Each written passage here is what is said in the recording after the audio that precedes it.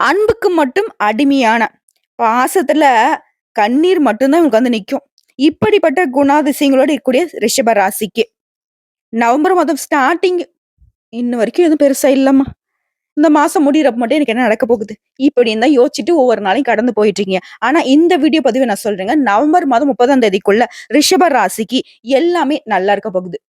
அதாவது நம்ம இப்போ வந்து ஒரு பழம் வாங்கி வைக்கிறோம்னு வச்சுக்கோ. ஒரு ஆப்பிள் பழமே எக்ஸாம்பிளுக்கு எடுத்துக்கலாம். அதுல வந்து சின்னதா ஒரு இடத்துல வந்துட்டு என்ன சொல்றது? கருப்பாயிடுச்சு, அழுகிடுச்சுன்னு வச்சுக்கோங்க. ஆனா மீதி இருக்கட்டும் பாதி பழத்த நம்ம வந்துட்டு நல்லா இருக்கும். அப்ப அத வந்து கட் பண்ணி போட்டுட்டு மீதி பாதி வந்துட்டு நம்ம எடுத்துப்போம். அந்த மாதிரி தான் நவம்பர் மாதத்துல பாதி இது வந்து உங்களுக்கு சரியா இல்ல. மீதி இருக்கக்கூடிய நாட்களும் இந்த மாசத்துல இப்படிதான் இருக்க போகுதுங்க மாரி நெனச்சிட்டு இருக்கீங்க. அதாவது இந்த பாதி பழம் அழுகுனதும், மீதி பழம் முழுசாவே வந்துட்டு நமக்கு கெட்டு போச்சுன்னு நெனச்சீங்க இல்லையா? அப்படி கிடையாது. அந்த பாதிய ஒதுக்கிடுங்க. மீதி பாதி இந்த மாசத்துல அடுத்து இருக்கக்கூடிய இந்த 15 நாட்கள் அப்படிங்கிறது, இந்த நவம்பர் 30க்குள்ள உங்களுக்கு நல்ல நிலையில இருக்க போகுது. அது என்ன எப்படிங்கிறத நம்ம பார்த்து உணர்ந்துக்கலாம். இப்ப இது எல்லாமே சரியா இருக்கணும் அப்படின்னா, ஒரு தெய்வத்துடைய அனுகிரகம் உங்களுக்கு தேவைப்படுது. இந்த வீடியோ பதிவு பார்க்கக்கூடிய இந்த தருணத்துல ரிஷப ராசி வந்துட்டு சொல்ல வேண்டிய மந்திரம். ஓம் நமக் சிவாய. சிவபெருமானுடைய ஆலயத்துக்கு அடிக்கடி போயிட்டு வாங்க. முடிஞ்சதுனாக்கா தினமும் நீங்க போயிட்டு வரலாம். அப்படி முடியாத பட்சத்துல, வீட்ல இருந்து வெளியில கிளம்புறப்போ, வீட்ல பூஜை அறையில தீபம் ஏற்றி, சிவபெருமானுடைய நாமத்த 3 முறையோ, அல்லது ஓம் நமக் சிவாயன்னு சொல்லிட்டு அவருடைய மந்திர சொல்லையோ 3 முறை சொல்லிட்டு வீட்ட விட்டு கிளம்புறப்போ, என்ன நெனச்சுக்கிட்டு இன்னைக்கு வந்து இது உங்களுக்கு நடக்கணும்னு நெனச்சு போறீங்களோ, அந்த காரியம் கைகூடும். நீங்க நெனச்சத விட சிறப்பான பலனை கொண்டு முடியும்.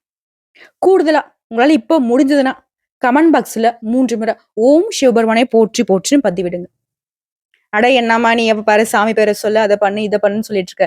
ஏங்க இத சொல்றப்போ, நீங்க கோயிலுக்கு போன புண்ணியம் கிடைக்கும். எப்படி தெரியுமா? ஓம் நமக் சிவாய அப்படின்னு நீங்க சொல்றப்போ, உங்க மனசுக்குள்ள இருக்கக்கூடிய எதிர்மறை எண்ணங்கள் ஒழிக்கப்பட்டு, நேர்மறை எண்ணம் அதிகமாகும். அத சொல்றப்ப நீ சிவபெருமான் வந்து மனசுல நெனச்சுப்பீங்க. உருவமுடைய சிவபெருமானோ, இல்ல உருவமற்ற லிங்க வடிவத்திலயோ சிவபெருமான் நிச்சயமா உங்க மனசுக்குள்ள தென்படுவார்.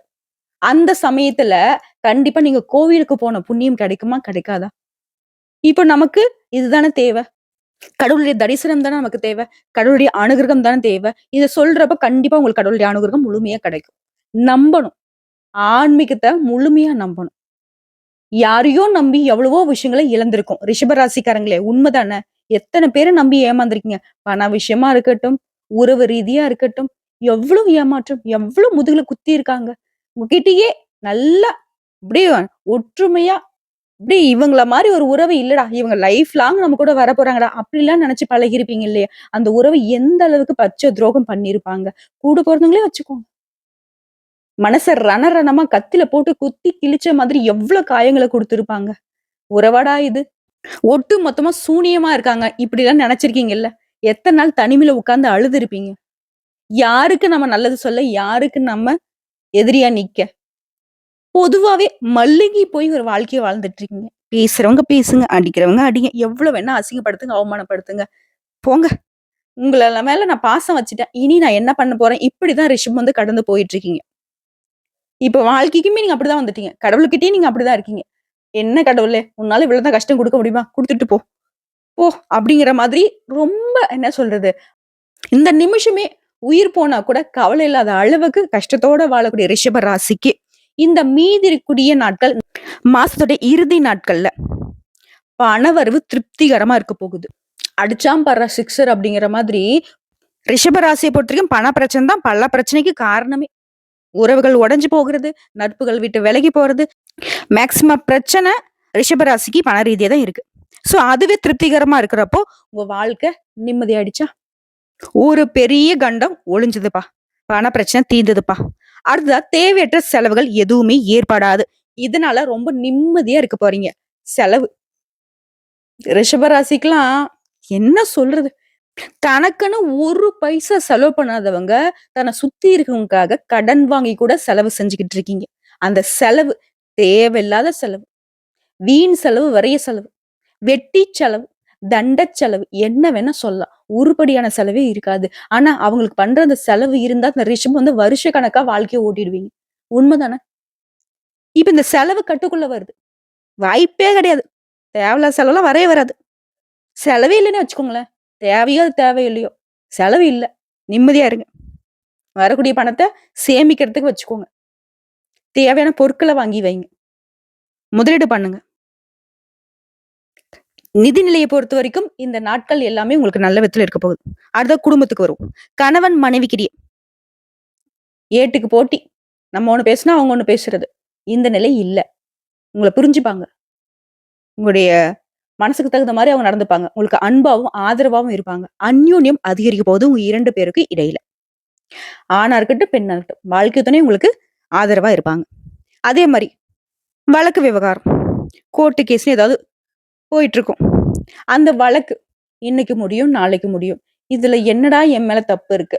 இல்ல சொத்து பிரச்சனையா இருக்கட்டும். ஏதாவது ஒரு பிரச்சனை சம்மதமே இல்லாத நம்ம உள்ள மாட்டிட்டு இருந்தா கூட, என்னைக்கு முடியுமோன்னு கூட நீங்க வச்சிருக்கலாம். அந்த வழக்குகள் சாதகமான அமைப்புல உங்களுக்கு சாதகமா முடியும். அதுவும் முடிஞ்சது. வரேன். அடுத்தடுத்து உங்களுக்கு என்னென்ன பிரச்சனை இருக்கோ எல்லாமே சரியாகிட்டு இருக்கு. சிலருக்கு வெளிநாடு செல்லக்கூடிய வாய்ப்பு ஏற்படும். ரொம்ப முயற்சி பண்ணியிருப்பீங்க. முடியாம கூட நீங்க அட போடா, போடாண்டி போது. எப்படி நமக்கு என்னைக்கும் நல்ல நாள் இல்ல போல. இப்படி யோசிச்ச நீங்க இந்த காலகட்டத்துல அதுவாவே எல்லாமே சரியாகிட்டு வெளிநாடு செல்றதுக்கான வாய்ப்பு, விசாலாம் கிடைக்கும். பெரிய கம்பெனில வேலை பார்க்கறதுக்கான வாய்ப்புகள் உங்கள தேடி வரும். அடுத்து உடல் ஆரோக்கியத்த பொறுத்தவரைக்கும், உடல் நலன்ல இருந்த சின்ன சின்ன பாதிப்புகள், அதுக்காக நீங்க சிகிச்சை பெற்றுட்டு வந்ததா கூட, அதெல்லாம் கூட சரியாகும். உடனே சரியாகும். எவ்வளவு விஷயம் வந்துட்டு சரியாகுதுன்னு பாருங்களேன். பெருசா பிரச்சனை பிரச்சனை நினைச்சிட்டு இருந்த விஷயம் எல்லாமே கடகடன்னு எல்லாம் ஒரே நாள்ல சரி பண்ண முடியும் அப்படின்னாக்கா, அது கடவுளுடைய அனுகிரகத்தினால தான். அப்படிதான் பண பிரச்சனை தீருது, வீட்டுக்குரிய பிரச்சனை தீருது, செலவு கட்டுக்குள்ள வருது, உடல் ஆரோக்கியம் மேம்படுது, கோர்ட்டு கேஸ் பிரச்சனை தீருது. இப்படிதான். அதே மாரி வேலைக்கு செல்பவர்களுக்கு அனுகூலமான சூழ்நிலை காணப்படுது. வேற வேலைக்கு போலாமா? வேற இடத்துக்கு மாறலாமா? இப்படிலாம் நினைச்சிருப்பீங்க. இல்ல ஏதாவது சொந்தமா தொழில் பண்ணிக்கலாமா? இப்படிலாம் கூட முயற்சியில ஈடுபடலாம் கூட யோசிச்சிருப்பீங்க. உங்களுடைய சிந்தனை எல்லாம் ஒதுக்கி வைங்க. நீங்க பார்க்குற வேலையே சிறப்பா இருக்கும். ஒரு வேலை பார்க்குறீங்களா? இன்னொரு வேலை பார்த்து வருமானத்த அதிகரிக்கிறதுக்கு வாய்ப்பு இருக்கு. சாதகமா முடியும். நினைக்கிறதெல்லாம் நடக்கும்.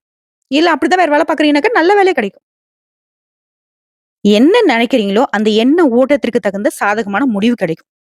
ட்ரை பண்ணலாம். புதுசா தொழில் செய்யணுமா? செய்யலாம். வேற வேலை பார்க்கணுமா? பார்க்கலாம். வேற வேலைக்கு ட்ரை பண்ணணுமா? பண்ணலாம். ஸோ வேலை ரீதியாவும் உங்களுக்கு அமைப்பு சூப்பரா இருக்கு. தொழில் சொந்தமா தொழில் செய்றீங்களா? வியாபாரம் அப்படிங்கிறது நீங்க எதிர்பார்த்த விட லாபத்தை அதிகமா கொடுக்கும். வியாபாரம் பெருகும். புதிய வாடிக்கையாளர்கள் கிடைப்பாங்க. வியாபாரம் சம்மந்தமா ஏதோ கடன் வாங்கியிருந்தா, அந்த கடன சுத்தமா ஒரு பைசா பாக்கி இல்லாம அடைச்சிருவீங்க. அதே மாரி இந்த சமயத்துல, என்னதான் வந்துட்டு பண ரீதியா உங்களுக்கு எல்லாமே நல்லா இருந்தாலும், மத்தவங்களுக்கு பணம் குடுக்குறதில்ல. மத்தவங்க கிட்ட பணம் வாங்குறதில்ல. இந்த வாரத்துல எந்த ஒரு வேலையும் வச்சுக்காதீங்க. குடுக்கல் வாங்கல் செட் ஆகாது. ரிஷபராசி அத வந்துட்டு இழுத்து மூடிடுங்க. அப்படி நம்ம குடுக்குறோம் அப்படின்னா, மனசுக்கு சஞ்சலம் ஏற்படுறதுக்கு வாய்ப்பு இருக்கு. நான் முன்னாடியே எச்சரிக்கையா சொல்லிட்டேன். எல்லாமே நல்லா இருக்கு. இத நீங்க நல்லதா வச்சுக்கிறதும், கெட்டதா மாத்துறதும் உங்க கையில தான் இருக்கு. பணத்த வந்து யாருக்கும் குடுக்காதீங்க, வாங்காதீங்க. அதே மாரி குடும்பத்தை ஆளும் பெண்களுக்கு, மனசுக்கு நிம்மதியா இருக்க போறீங்க. அப்பேற்பட்ட ஒரு சாதகமான காலகட்டம். நெனச்சதெல்லாம் நடக்கும். ஆன்மீக வழியில கடவுள வந்து பிரார்த்தனை பண்றீங்க. சந்தோஷமா இருக்க போறீங்க. ரொம்ப நாளா தீராத பிரச்சனை தீர்ந்து போகும். குடும்பத்துல கெட்டி மேல சத்தம் கேட்கும். குடும்பத்துல இருந்து குழந்தை பாக்கியம் உண்டாகும். குடும்பத்துல இருக்கிற பிரச்சனைகள் எல்லாமே ஒரே நாள்ல தீர்ந்து போகும். சட்ட சட்ட சட்டன்னு மலை அளவு பிரச்சனைப்பா. இன்னும் இதெல்லாம் என்னைக்குதான் தீருமோ? இப்படி கஷ்டப்பட்ட பெண்கள், இப்ப பரவாயில்லையே! சரியாயிடுச்சே! இதுக்கா நம்ம இவ்வளவு பயந்துட்டு இருந்தோம். கடவுளே! இப்படி கடவுள் மேல பாரத்த போட்டு ஒரு மாதிரி சோர்வா இருந்தவங்களுடைய மனசு, இப்போ அது வந்து சரியானதுனால சந்தோஷத்துல துள்ளி குதிக்க போறீங்க. அதே வேலைக்கு செல்லக்கூடிய பெண்களுக்கு, அலுவலக சூழ்நிலை மகிழ்ச்சி தரக்கூடிய விதத்துல இருக்கும். பதவி உயர்வு கிடைக்கும். ஊதிய உயர்வு கிடைக்கும். சக ஊழியர்கள் அன்பா இருப்பாங்க. உங்களுடைய மேல் அதிகாரிங்க உங்களுக்கு சில சூட்சமங்கள கத்துக் குடுப்பாங்க. ஆக மொத்தத்துல எல்லாமே நல்லா இருக்குப்பா! அப்படின்னு நீங்க சந்தோஷப்படுவீங்க. ரிஷபராசி, பாதி நேரம் கஷ்டப்பட்டீங்க இல்லையா? இனி மீதி நேரம் சந்தோஷப்பட போறீங்க. என்ன பிரச்சனைலாம் ஃபர்ஸ்ட்டு நீங்க முன் வச்சீங்களோ, அந்த பிரச்சனை எல்லாமே இந்த மாச இறுதிக்குள்ள தீர்ந்து விட போகுது. உங்கள விட்டு விலகி ஓட போகுது. எதிரிகள் தொல்லை நீங்கி, உங்களுடைய எதிர்பார்ப்புகள் எல்லாமே நிறைவேறக்கூடிய ஒரு அற்புதமான காலகட்டம். எல்லாத்துக்கும் சிவபெருமான் தான் காரணகர்த்தா. உங்கள பொறுத்தவரைக்கும் அதிர்ஷ்டமான எண்கள் 3, 5. நீங்க வழிபட வேண்டிய தெய்வம் 2 தெய்வங்கள். அரியும் சிவனும் 1. அறியாதவன் வாயில மண்ணு. சோ பெருமாளையும், சிவபெருமானையும் திங்கட்கிழமையில தவறாம சிவபெருமானுடைய ஆலயத்துக்கு சென்று வில்வ இலைகளால அர்ச்சனை பண்ணுங்க. அதே சனிக்கிழமைகள்ல துளசி மாலையை எடுத்துட்டு போயிட்டு பெருமாளை வழிபட்டுட்டு வாங்க. எல்லாத்துக்கும் இவங்க 2 பேரும் பொறுப்பு. இருக்கக்கூடிய கஷ்டத்தை நீக்கி, வரக்கூடிய கஷ்டத்தை போக்கி உங்களுக்கு வழிகாட்டுவாங்க. வாழ்க்கை வளமாக மாறப்போகுது. தினம் தினம் சிவபெருமானையும், பெருமாளையும் நினைச்சுக்கிட்டு தான் அன்றாட வேலைகளை தொடங்குறப்போ, எல்லா வேலையுமே உங்களுக்கு சாதகமான பலன்களை கொண்டு முடியும். இந்த வீடியோ பத்தி உங்களுக்கு பிடிச்சிருந்தா வீடியோக்கு லைக் பண்ணுங்க. நம்ம சேனல் சப்ஸ்கிரைப் பண்ணுங்க. மேலும் பிடிச்சிருக்க ஃப்ரெண்ட்ஸ் அண்ட் ஃபேமிலிக்கு ஷேர் பண்ணுங்க. வாழ்க வளமோடு, நலமோடு. எந்த ஒரு நோய் நொடியும் இல்லாம, எந்த ஒரு கஷ்டமும் கண்ணீரும் இல்லாம, நிம்மதியா வாழுங்க. நிறைவான வாழ்க்கையை வாழுங்க. நன்றி, வணக்கம்.